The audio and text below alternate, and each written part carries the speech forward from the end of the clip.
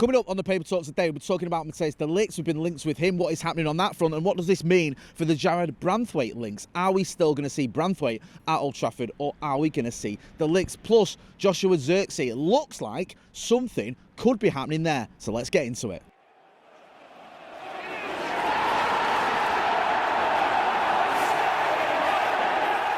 Jay here for Stretford Paddock. This is the Paper Talk. As you can see, I'm outside Old Trafford and the weather, it's okay. You probably won't need your parkers. Loads of stories to get through, but before we do that, make sure you are hitting like, share and subscribe. We want to get to 800,000 subscribers, and with your support we can get there. We smashed through the 750k mark recently. Big thank you to everyone who has supported the channel. Now, the two sort of big stories doing the rounds this morning are Joshua Zirkzee and Matthijs De Ligt. I'll get into Zirkzee first. There's a few stories, reports doing the rounds about Joshua Zirkzee, about the fact that it'd be open to the idea of coming to Manchester United, and this seems to have come from a report out from a paper or publication. I think it's Corriere del Bologna. So obviously he's based in Bologna. That's at Bologna, the club. So that's where these stories are coming from reports there, saying that he's not agreed to the move, but approved, I think, the move is the actual line that is being reported. So it looks like he's up for coming to Manchester United. It looks like Manchester United want him.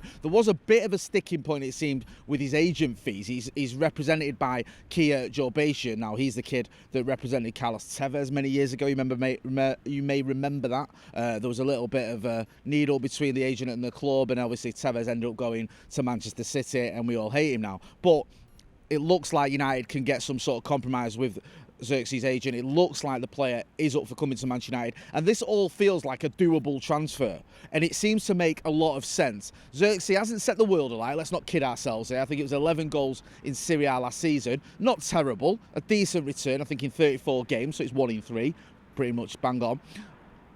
So it makes sense that he could be someone who comes in and is an alternative to Rasmus Højlund. Now, I've seen a few people during the Euros, especially online, sort of questioning Rasmus Højlund, because for Denmark he did okay.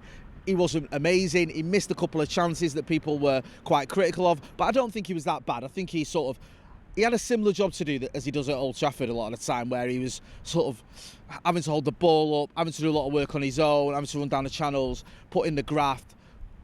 Did okay. People saying, oh, can we rely on this guy next season? I think we can. I think Rasmus Højlund is a very good striker. I think his first season was a decent one, and I expect him to kick on a little bit. He had that barren spell, didn't he, at Manchester United? He scored a load of goals early on in the Champions League, didn't score in the Premier League for quite a lot of games, and then when he did score, he had a purple patch where he scored, I think, was it 7 goals or 6 goals in about 5 games. Then he had a little bit of a break, but another little bit of a barren spell, and then towards the end of the season picked up a little bit as well. So I think it was 16, 17 goals he managed last season in all competitions. Not a bad return for your first season in the Premier League, and obviously did bits in the Champions League as well. So I think Rasmus Højlund can be the guy to lead the line for Manchester United. I think we need to look at who he's going to be backup, who we can rotate him with, and I think Zirkzee fits that bill, and according to reports coming out of Italy, he's certainly up for it as well. So it's one to keep an eye on, because I expect there to be a little bit of movement. At the moment, of course, he's away with the Netherlands. He's not really got much of a look in, and some people again looking at that and going, well, we're really buying a kid who can't get off the bench when they're giving Wout Weghorst minutes. But I don't think you can look too much into that. If he's a player that the club have scouted, the club are interested in him, and if think he fits the bill, then I'm not going to judge him just because he doesn't get in the Dutch squad, because that's just Ronald Koeman's opinion. Get involved in the chat in the comments. Let me know what you think about Joshua Zirkzee. Another player with Dutch connections from the Dutch squad, Matthijs De Ligt. We've been linked with him quite heavily, and it looks like the price for him is going to be around 42 million quid. Now, it looks like there could be a bit of movement here. This sort of came up in the last few days. We've always been loosely linked with De Ligt because he was in the Ajax side that had a lot of success under Erik ten Hag. We're linked with every single player that has ever played under Erik ten Hag, and De Ligt does make a lot of sense. He went to Juve, did okay, did quite well. Not, amazing, but okay. Won a Serie A there, of course. Went to Bayern Munich. Bit of a strange one at Bayern Munich. He's had injury issues. The club itself, we're speaking about this on the Paddock podcast last night. It can be a little bit weird with certain players. Would you class them as regulars? Are they always in the team? He kind of is, but there are times when he's not. Even when he's been fit, I think there was a time when it was suggested he was being rested because they were sort of biding the time with his injury. Others may argue that he wasn't being rested, he was being rotated. They've got options at centre-back. They've got Eric Dyer was playing there last season. Dyer Upamecano, of course. Kim Min-jae, who came over from Napoli, he was straight in the team, and then he was dropped. So there's a little bit of merry-go-round going on at the centre-back position. Now they've been linked, I think, with Jonathan Tah, I think it is, from Bayer Leverkusen. So it looks like they could be getting rid of De Ligt. Makes sense if United want him for 42 million quid. That's not too expensive. A lot of the newspapers are going with that story this morning. Also, Florian Plettenberg did a tweet where I think he asked Rasmus Højlund about De Ligt, and a few of the papers this morning have picked up on it. I think it was in Sky's paper roundup and one or two others as well. I mean, Rasmus Højlund didn't say anything about De Ligt. He just said he's a good defender. He said, I can't really speak about that. He's a good defender. It was a bit of wishy-washy statements. Wasn't some people going, well, you know, Højlund rates him, that means he must be coming. I mean, it's almost meaningless, isn't it? We know De Ligt is a good defender. Can he come here and do it in the Premier League? I think he can. 42 million quid makes a lot of sense. I don't think you're going to get a defender of that calibre for anything less than that, to be honest with you. The only sticking point might be his wages. He's on big dough over in Germany. Is he going to get similar wage here at Manchester United? Maybe, maybe not, because I think the tax is slightly different. So we should certainly keep an eye on the De Ligt one as well. We're going to be hearing later on from Damesh Seth from Sky, so we can ask him about Zirkzee, about De Ligt, and see what is going on there. Another defender that Manchester United have been linked very heavily with is Jarrad Branthwaite, and it feels like that is cooling a little bit now, because Everton holding out for 70 million quid. United not willing to go there, not willing to touch that one. And it seems like Manchester United are going to walk away from the deal. That's like the latest noises we're hearing. A lot of the newspapers are saying that Manchester United aren't going to go for 70 million. Everton playing hardball. I've seen one or two reports that City could be in for him. City could be looking at Branthwaite. City do love to buy a centre-back, don't they? They do it almost every summer. Every summer they go out and they buy a centre-back since Pep Guardiola's arrived. It's like what they do, whether it's Akanji, whether it's Nathan Ake, whether it's Laporte, whether it's Ruben Diaz, whoever. They always seem to go out and buy a centre-back. So it would make sense if they were going to go for Branthwaite, and maybe they can look at it and go, 70 million quid for us, we can do that. I don't think United will, and I've seen this being reported. I think Manchester City News, a website, was reporting it that City are in for him. I think they may have got it from The Sun, hashtag don't buy the Sun.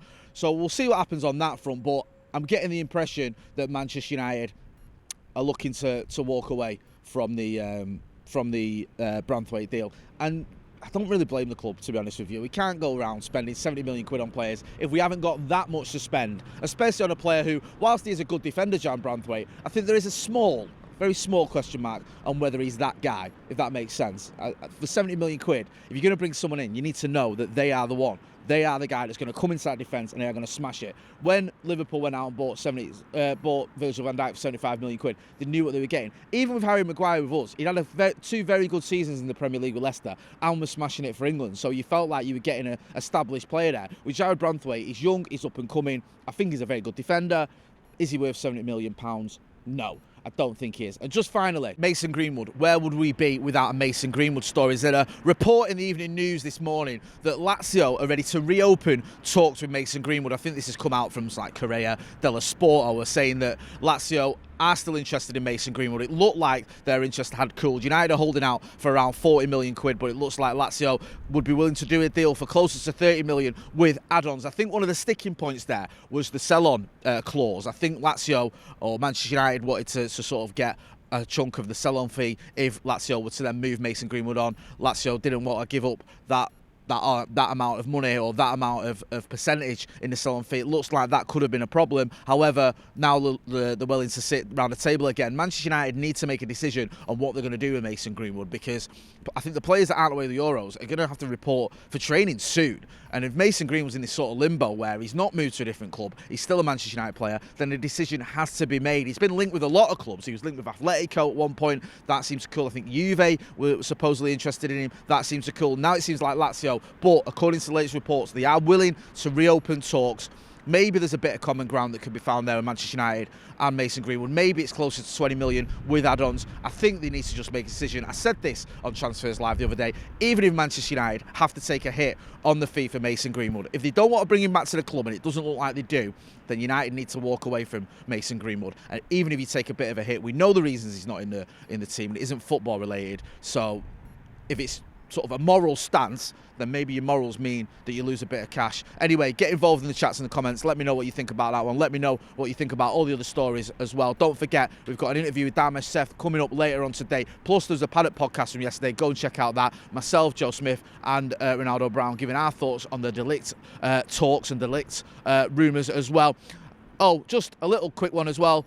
Bruno Fernandes and Diogo Dalot through to the quarterfinals of the Euros. Don't know if you saw that game against Slovenia last night. Cristiano Ronaldo missing a penalty late on in the game, but it didn't matter. They went through on penalties. Of course, he scored his penalty in the shootout. More importantly, though, from a United point of view, Bruno Fernandes buried his penalty too. So great to see them through to the next round. I think they've got France in the next round. Anyway, I'm going to leave it there. I've been Jay Motty. This has been the Paper Talk. Thanks for watching.